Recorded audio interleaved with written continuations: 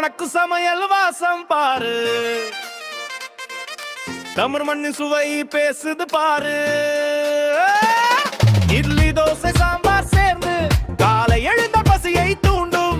பொங்கல் வாசம் வீடு நிறைய, அம்மா கை சுவை மனசை அள்ள. சுவை சுவை தமிழ் சுவை, மிளகாய் காரம் நெய் மனம் சேர.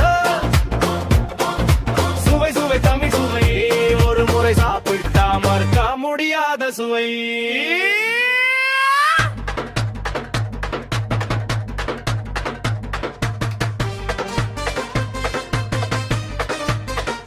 பித்து இடியப்பம் குழம்போடு வாழை இலையில் சொர்க்கம் கூடுது. பாயாசம் லட்டு ஜாங்கிரி இனிப்பு, தமிழ் உணவுதான் உலகின் சிறப்பு.